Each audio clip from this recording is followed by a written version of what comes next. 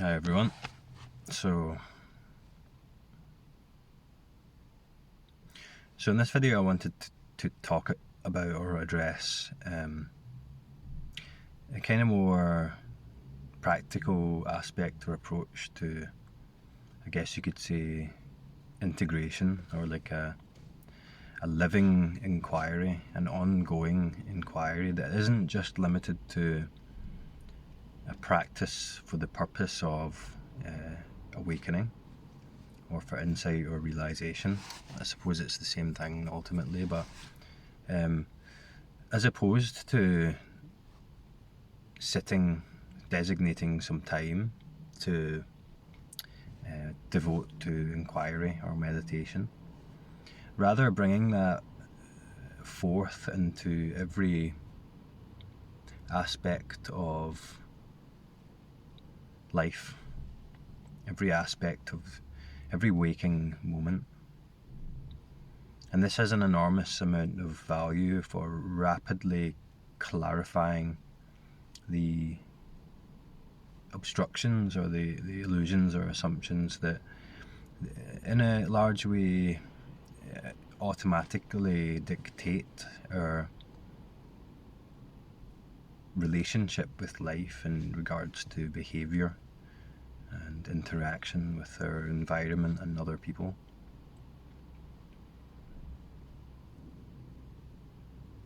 And this is really, for me, this is really the emotion work that people were asking about, the emotion side of things, where the awakening releases this kind of, I suppose you could say, repressed or congealed energetic explosion. Some people call this Kundalini, and it releases, it's kind of like it releases from time into the timeless. It brings the energetics and the emotions that had been congealed together from this illusory identity. Strangely, because it is an illusion, but it seems to have a physical effect on this mind, the body, this that's here. So it releases the accumulation, the lived and felt implications of the misunderstanding, the assumptions based on illusions, in a way that you can feel moving through you. So it puts you closer in touch with your feelings, your emotions. Then it also puts you closer in touch with what emotional effect your relationship with other people is having on you. And it calls into question more the thoughts and the narratives that we hold around that. So this living inquiry, this ongoing inquiry, is to continue to clarify, to question these assumptions that are being taken for granted, taken to be real, taken to be reality, that are creating the felt experience of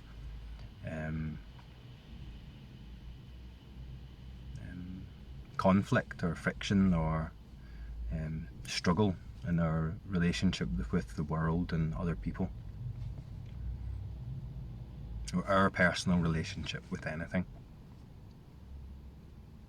So this is something that always happens spontaneously, but a lot of the time in the start, it is only in retrospect, because these patterns are so ingrained, and what they come from, just like I described in the last video about trauma and emotions, they are an automatic defense mechanism that is there to avert from feeling or experiencing directly certain aspects of life and emotion.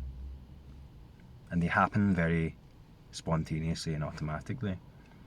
It kind of takes over. It kind of, although there is a strong feeling of autonomy within that as a separate agent with free will, that it takes over your that autonomy takes over this, that illusion of autonomy takes over this in an automatic way, paradoxical. And in retrospect, you can recognize what has happened. So there's a getting closer to that through practice and our lived experience, where we this newfound presence, this immediacy and awareness, can be used to our advantage, so to speak, to close that gap where we were, so to speak, possessed by our conditioning, and we get closer and closer to what's happening in the moment. I realise I don't talk about this stuff a lot, but I might just I might change that, because we'll see how people like this video and this topic. So we get closer and closer to what's happening in immediacy, because we are no longer in a heavily identified dreamlike momentum with the thought experience. You kind of get outside of that a little bit. You get in touch with what's here immediately, which is the sensation of emotions. A lot of other speakers wouldn't describe, or not that I've noticed, describe emotions as sensations. I don't think, but I like to describe them as a sense experience, essentially. What we get closer to is that energetic, felt sense of emotion, the physical, visceral movements, the sensory movements of the energetics of emotion through this experience in the body. And as we get closer to that gap, that starts to kind of close up. We're not as likely to be possessed by our conditioning and our reactivity, which is programmed through conditioning and maybe trauma. We're more likely to be able to have a little bit of space there to observe or call into clarity what is actually happening when I react to something in a kind of quote unquote triggered way. If there's a recognition that I don't like that behaviour, I don't want to stop that, it's causing suffering, it's maybe causing harm or whatever to other people as well, it's causing friction in relationships and so on. A relationship, an intimate relationship, is the perfect place to practice this. That's my arena for this. Life at home with the wife and the kids. That's the arena. So for example, right, let's pull this into a practical example as a thought experiment. So something triggers you. So I'll use an example from people. I've talked to people about this, and like a number of people this has happened to. They have had a reaction to me as David, because this emotion stuff comes up. And you know,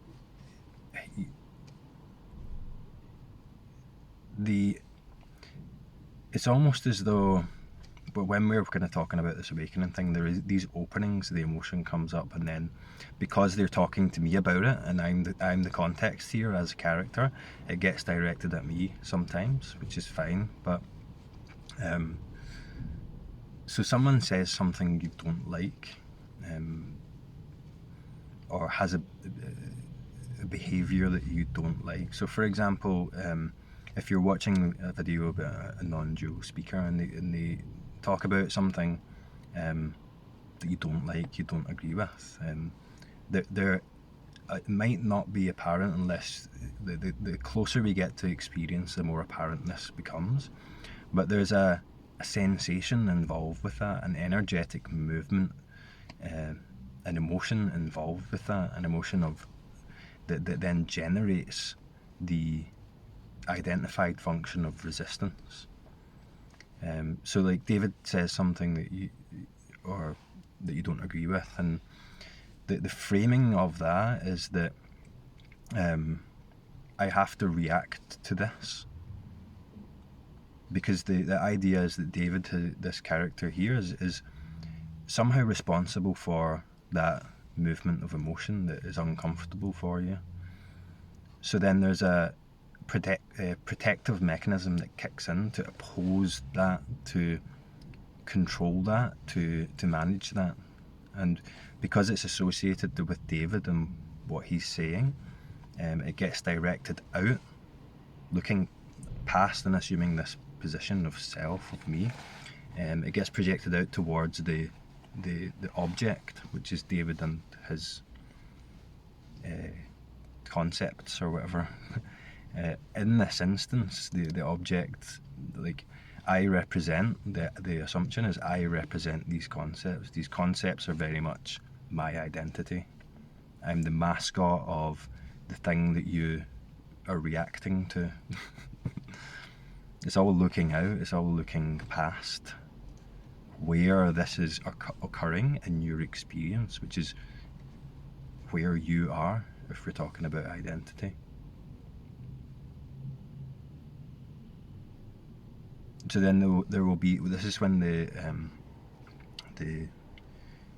delusion can get quite strong and complicated, because then there's what's happening with this conditioning is when you get closer and closer to this in practice, and when you observe it, you notice this conditioning is repetitive. It uses different language and imagery and so on, but the function is just very repetitive, and it is applied to many different apparent objects, like different times, experiences, circumstances, people, things, and so on. But there's this very repetitive automatic function that's happening, and what springs from that is a narrative. And the narrative is a movement to try and control, essentially, what you're feeling. It's a hot topic sometimes, talking about. I think this is why this is being directed at me quite a lot, because we're directly exploring this. People are getting deeply in touch with this, and these are existential questions that we're dealing with. So with that, there's a lot of these movements. So then there will be like an argument, like a judgment. The judgment is directed towards, we're using me, David, as a character, and in that there are enormous amount of there's ignorance. There's an enormous amount of assumptions that are being made. They're assuming a great deal about what I know, and that relates accurately to what's actually happening. So, if this happens in relation to someone, really you're reacting to your own interpretation of what you think that person is in relation to you. Really you're reacting to yourself, and of course that's the case. You're reacting to your idea of what that person is, and in that you there's so much that you're not aware of. It's but an interpretative fraction of the real. You can't get into someone else's experience. You try and interpret that by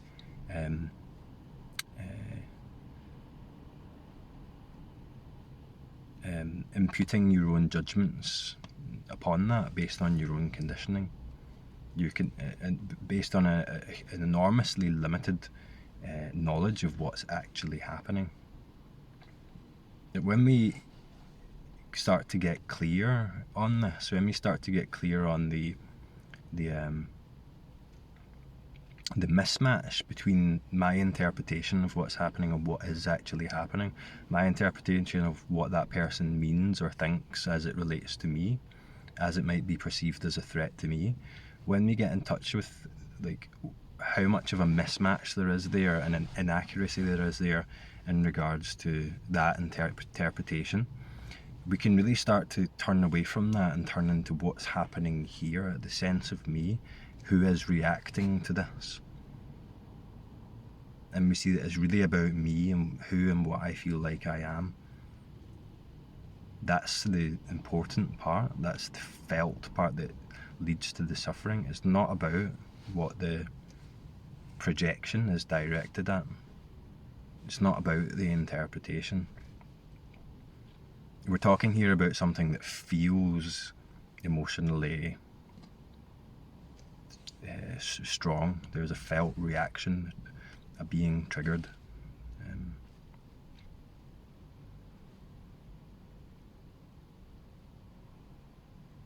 So it's like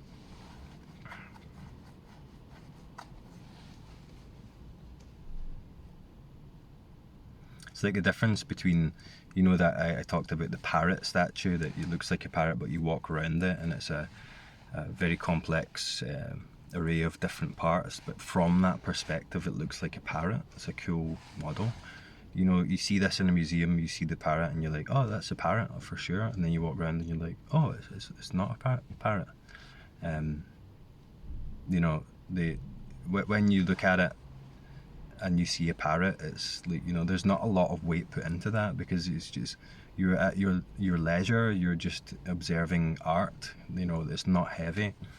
But when you see something in regards to another person and how that person relates to you and what that means to you and what kind of threat that is to your identity, instead of just looking at it and going, oh, that's a parrot, it's like you insist, this is the reality, this is my reality, I must defend this.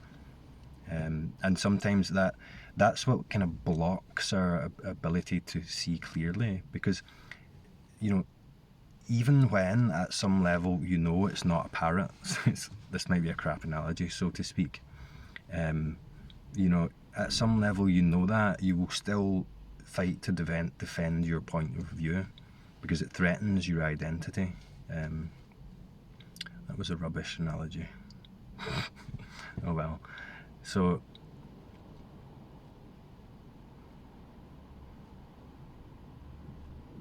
you're reacting to your interpretation of what that person means to you, not who or what that person actually is.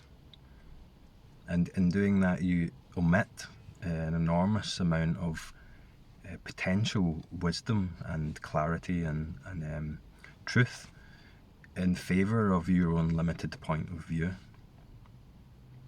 in favour of your own thought interpretation. So really, you're reacting to your own thought experience. You start reacting to thought. You're not actually engaged with that person for what that person actually is. That's the separation at play. That's the conflict at play. That's the felt sense of apartness from other people doing its thing, running automatically, dividing up experiences into separate selves. And then the me in here is the most important part of all that, secondary to everyone else is secondary to how I feel. And then it ends up being these people in my circumstances are responsible for how I feel, and that's never going to end well, because you're putting all of your power in your circumstances and other people. You're putting your emotional state at the mercy of others, and you don't know what other people are thinking and feeling, and you can't predict their behaviour. So of course you're going to get pulled this way and that way and all over the place emotionally, because you're not taking control of your own clarity, your own emotional well-being. This generally clarifies, if we're honest with ourselves and working at this in retrospect, the reaction will happen, it'll feel completely real, it will create conflict, and there will be suffering, and then in retrospect you may realise that, okay, like my actions were based on an incomplete clarity of what was actually happening in this situation. The blinkers came on and I acted through I played out this conditioning. I was possessed by this function that is happening and the associated emotions, and it's very much driven by emotion. It very much happens spontaneously, and you're like, yeah, I thought and said things that I didn't mean. That, like, in relationships, it's like that, and then you come round after a while, and then you have to go back and, you know, reconnect there at a more level, in a more level way, a more level and clear way.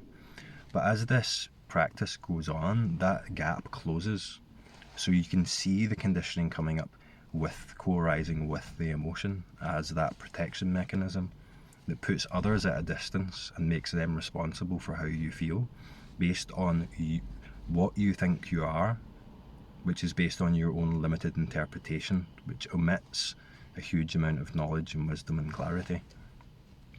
You can see that happening, and the more you see that happening, and the more you feel the emotion directly when it's here, rather than averting from it through this function, the less it happens, the less power that narrative and that conditioning has to drive your behaviour, and the behaviour can change if it's not behaviour that you're happy with. It all becomes lighter. The gravity, the felt solidity and realness of this falls away. So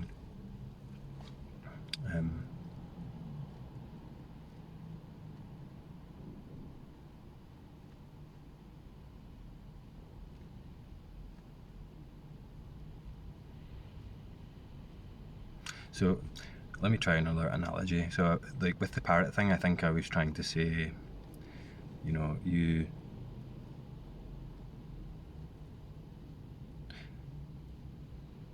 the difference between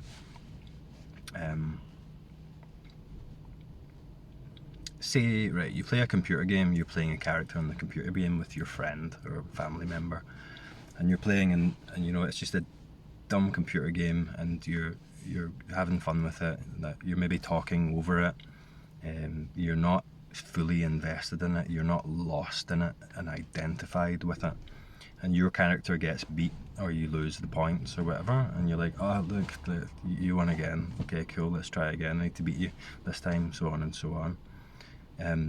If you're fully identified, you've invested your identity, your sense of self, your sense of worthiness, your emotional well-being into how you perform in this computer game. I've actually been in situations like this at parties, that there's an ego entangled with this computer game character that you're identified with. And then you get beat, and it's not so much, oh, you beat me, you feel it. You feel it deeply, and then you feel that you need to defend this video game character, because your emotions are invested in that. It's not so fun anymore. It starts to get serious, and you start to insist, I have to win this. You start to, and then because of that, your interpretation of the person you're playing with is completely different. You augment a version of that person onto who and what that person actually is, that is based on your own conditioning. So you see them as something else. You see them as a threat. You're not seeing that person for what they are. This can also be the same with, like, seemingly positive things like romantic infatuation to a degree. It can be this is kind of the same function. So I said that to illustrate the difference between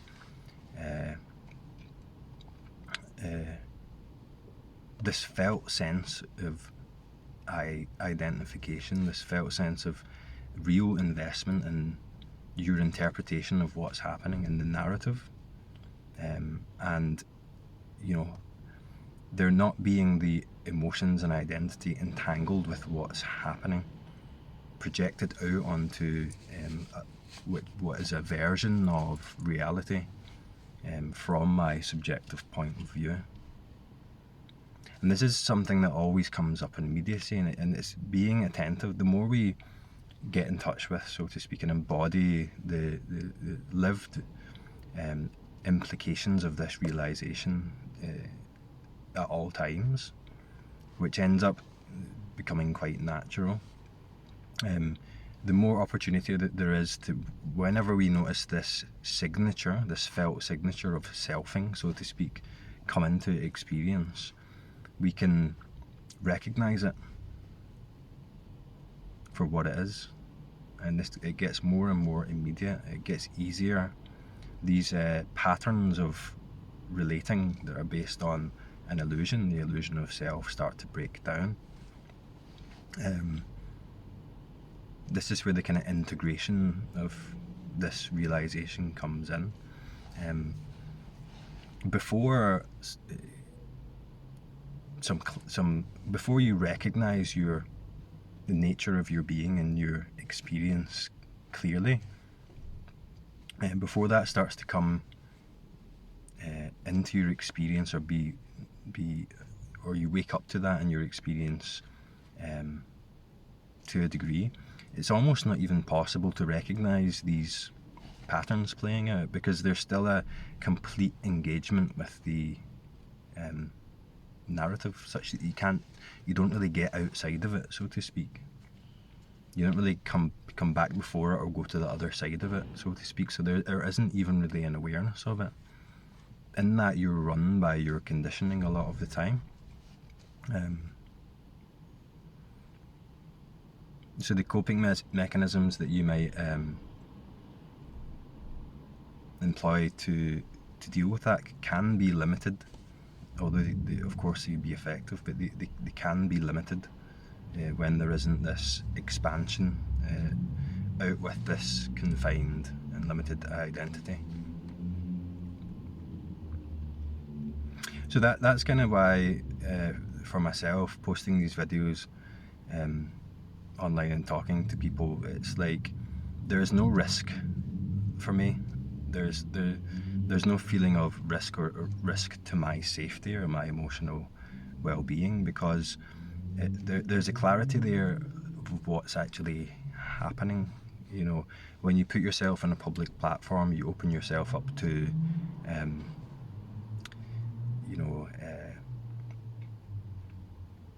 being an interpretation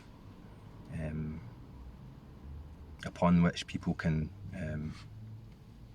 project their conditioning, or but when it's clear that that's what's happening, and it doesn't refer to a real me, it can't, that's not a thing, it doesn't refer to a real me, then there's this openness and this safety in that when you're identified with the self, it doesn't feel safe, because everything's a threat to your identity. People that don't even know you, that pass a comment about what they think in a negative way, you start to believe that refers to me and what I am directly. That's true, and it's just not. It can't be. Even if you look at it logically, it can't be. So that's what I love about doing these videos, is the freedom to be open and authentic in a way that I've never really had with anything else creative that I've done.